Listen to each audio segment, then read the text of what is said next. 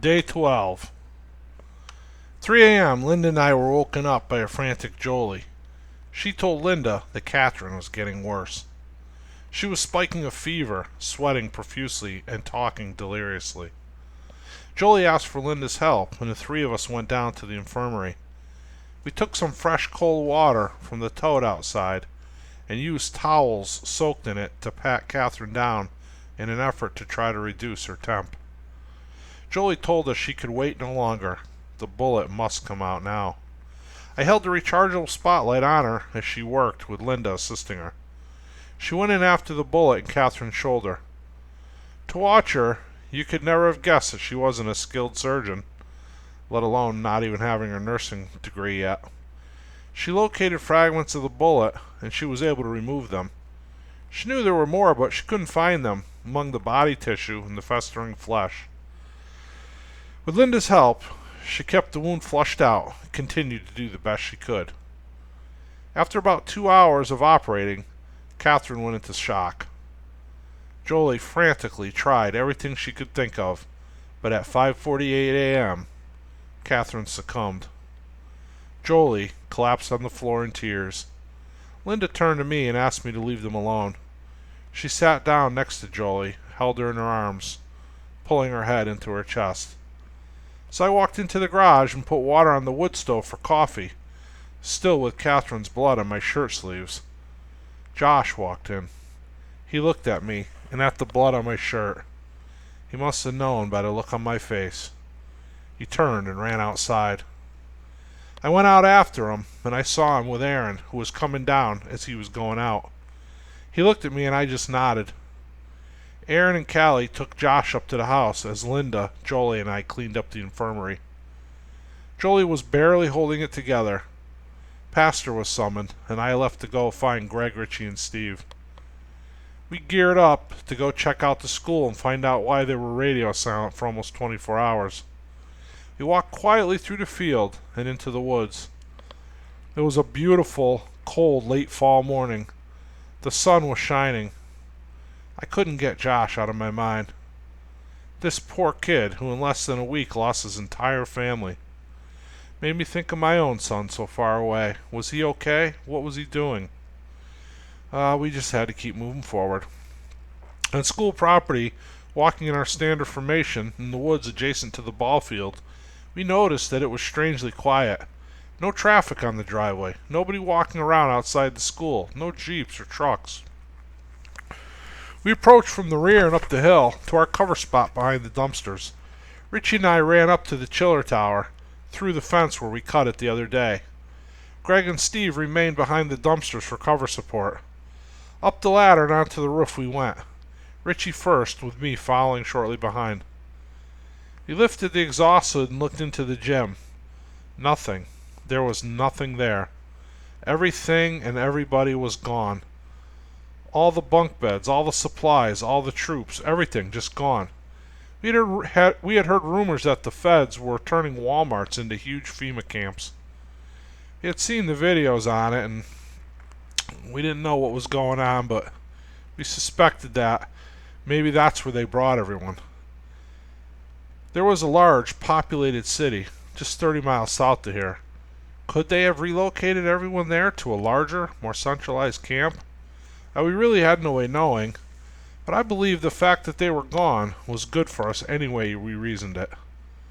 We entered the building through the boiler room. Our plan was to go through it and see if there were any supplies or materials worth salvaging. As we walked down the hall, past the gym, and up toward the classroom wing, we noticed it was eerily quiet. There wasn't much worth taking. When they left, the occupying force took everything of any value. Well, almost anything. I remembered Linda telling me that she used to have to hide coffee in a stockroom in the special ed kitchen. It would mysteriously disappear from the cupboard that they usually kept it in. Linda was part of a team of staff that worked with special needs students. They used to teach them life skills by making coffee and muffins or bagels every morning. They would sell them to the school staff to cover the costs and to raise a little money to buy the department things that they needed that the school budget could not afford to cover. Superintendent of the school district here made more than the governor of the state, but the special ed department had to buy its own crayons. I wondered briefly where our school chief was now. I almost started to allow myself to feel happy at the thought of her suffering in this current world that we were just thrust into. Oh, how the mighty have fallen. I even started to smile at the thought of her frantic as she couldn't start her Lexus. It was easy in life to be vindictive and harshly judgmental. I had to remind myself every day, sometimes every hour, that everyone just needed Christ. Everyone was lost and on their way to hell without him. Until I trusted Christ in my heart and received his free gift of eternal salvation, I was lost and on my way to hell too. I had to kill that old man within me. I had to put on the new man every day, the man saved by God's grace. Life was too short, and so many needed salvation. There was no time to waste in bitterness and envy. There was no time to waste being judgmental and vindictive. As I walked along, I prayed silently for her and for everyone. As I entered the special ed department, I saw that it had been pretty well cleaned out as well. I walked into the storage room and back and pulled a chair up to the shelf against the wall. I stepped up and slid 2 boxes of holiday decorations to the side. There it was, 3 one-pound cans of generic store-brand dark roast coffee. Score! Now, I didn't smoke, drink, or do drugs, but boy, oh boy, did I enjoy a nice cup of strong coffee. We walked back to the church and shared what we had seen at the school with the group. The women were preparing lunch, and Pastor was cutting and splitting firewood. Aaron said that since we were back, he was going hunting. On Channel 2, he said, as he grabbed a walkie and headed for the trail. Greg followed them with the Mini 30 over his shoulder.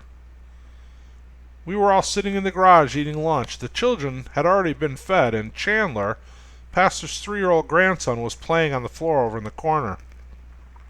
The door to the tool room, which we used as a radio room, was just to his left. He started saying, "Mama, Mama," over and over. When I looked at him, he was pointing at the door. Pastor got over and went up to pick him up and comfort him, as he had done when any of the children called out for their mom. As he approached, he heard her also. It was Jillian, his middle daughter. She was on the shortwave radio. "Can anyone hear me?" was all she repeated over and over. Pastor keyed the mic and replied, "Jillian, is that you?" With a short pause, she answered him, "Dad?" with emotion filling her voice. Jillian was administrator for a large hospital in the city about 45 miles to the north of here. Her husband, Benjamin, was a cardiovascular surgeon there as well. They had met while working there some 10 years ago. They married 7 years ago, and their oldest daughter was now 4. Benjamin had been on call and was in the middle of a 36-hour shift when the EMP went off. Jillian was working as well. During those times when they both worked, Pastor and Sadie would watch the kids. Many times when visiting Pastor, he would have them in his office playing on the floor as he worked. He always made a point to remember how God had blessed him with a job where he was able to spend time with his family. Pastor was the kind of guy who really truly loved everybody he met. He was definitely blessed by God. After the EMP went off, it was crazy at the hospital. The emergency generators wouldn't start because the electronic controls had all been fried. They had battery backup on most of the equipment, but only some of it worked, and what did only lasted several hours. In the first 2 days, they lost over 200 patients. The toll was 800 now and rising.